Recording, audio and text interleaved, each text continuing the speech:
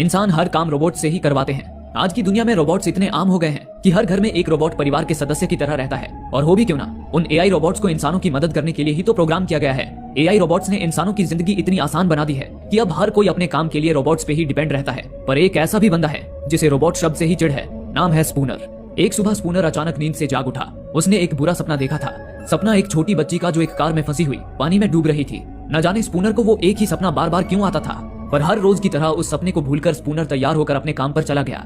Spooner एक police detective था जो हत्याओं की तहकीकात करने में माहिर था। वो पुलिस स्टेशन में बैठा अपने काम पर लगा था। तभी स्पूनर को एक कॉल आया। वो कॉल था रोबोट्स बनाने वाली दुनिया की सबसे बड़ी कंपनी यूएस रोबोटिक्स यानी कि यूएसआर से। स्पूनर उसी वक्त सारे काम छोड़कर यूएसआर के हेडक्वार्टर में जा पहुंचा। वहीं उसकी मुलाकात हुई डॉक्टर एल्फ्रेड लेनिंग से। डॉक्टर लेनिंग ही वो शख्स थे जिन्होंने पहला एआई रोबोट बनाया था और यूएसआर कंपनी की शुरुआत की थी। डॉक्टर लेनिंग ने स्पूनर से मिलते ही कहा, कैसे हो बेटे, तुमसे दोबारा मिलकर अच्छा लगा। इस पर स्पूनर ने उनसे पूछा, क्या कुछ है जो आप मुझे बताना चाहते हैं? लेनिंग ने जवाब दिया, माफ करना, मैं सिर्फ चुनिंदा सवालों के ही जवाब दे सकता हूँ, तुम्हें सही सवाल पूछना होगा। तभी स्पूनर सीधे मुद्दे पर आया और पूछा, आपने अपनी जान क्यों ली?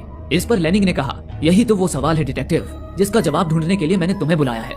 इतना कहकर लेनिंग गायब हो गए। ये बात चौंकाने वाली जरूर थी, लेकिन हकीकत यही थी। दरअसल अपने ऑफिस की बिल्डिंग से गिरकर डॉक्टर लेनिंग की मौत हो चुकी थी और अभी अभी स्पूनर ने जिससे बात की थी वो असल में डॉक्टर लेनिंग का एक होलोग्राफिक प्रोजेक्शन था, जिसे लेनिंग ने खास स्पूनर के लिए ही प्रोग्राम किया था। लेनिंग उस प्रोजेक्शन डिवाइस के साथ ही बिल्डिंग से गिरे थे, जिसके बाद उस डिवाइस ने ऑटोमेटिकली स्पूनर को कॉल करके वहां बुलाया था। लेनिंग का वो होलोग्राफिक रूप सिर्फ उन्हीं सवालों के जवाब दे सकता था जिसके लिए उसे प्रोग्राम किया गया था। अब स्पूनर समझ चुका था कि वो डिवाइस एक सुराग है और उसके वहां होने का मतलब है कि लेनिंग की मौत के पीछे जरूर कोई वजह है और लेनिंग चाहते हैं कि स्पूनर उनकी मौत की वजह का पता लगाए। इस सिलसिले में स्पूनर सबसे पहले कंपनी के सीईओ रॉबर्टसन से मिला, जिसने स्पूनर को लेनिंग के मौत की तहकीकात की पूरी छूट दे दी और साथ ही उसने अपने कंपनी की एक एम्प्लॉय को भी स्पूनर का साथ देने के लिए भेजा। वो एम्प्लॉय थी डॉक्टर केल्विन, जो रोबोट्स की साइकोलॉजिस्ट थी।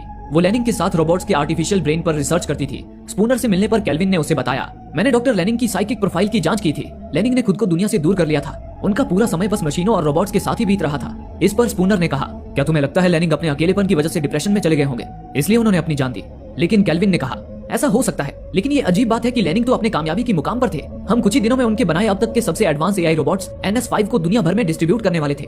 लेनिंग का सपना था कि हर 5 इंसानों के बीच उनकी मदद के लिए हमारा एक NS5 रोबोट हो और उनका ये सपना पूरा होने वाला था। मुझे समझ नहीं आ रहा कि फिर भी उन्होंने अपनी जान क्यों दी होगी। तभी स्पूनर ने पूछा, क्या यहाँ सिक्योरिटी कैमरे लगे हुए हैं? इस पर केल्विन ने स्पूनर को दीवार पर लगे नीले रंग के स्ट्रिप्स दिखाते हुए बताया, ये सेंसर स्ट्रिप्स हैं जो सिक्योरिटी कैमरे की तरह काम करते हैं और 24 घंटे बिल्डिंग की निगरानी करते हैं। ये सेंसर स्ट्रिप्स इस बिल्डिंग में हर जगह मौजूद हैं और इन्हें कंट्रोल करती है विकी, यानी कि virtual interactive kinetic intelligence. Vicky दरअसल एक सुपर कंप्यूटर है जो इस बिल्डिंग के सिक्योरिटी सिस्टम के साथ ही साथ शिकागो शहर के सिक्योरिटी सिस्टम और ट्रैफिक को भी कंट्रोल करती है। इसके बाद केल्विन ने स्पूनर को बिल्डिंग के बीचों बीच ऊपर की ओर लगा एक डिवाइस दिखाया और बताया, ये सुपर कंप्यूटर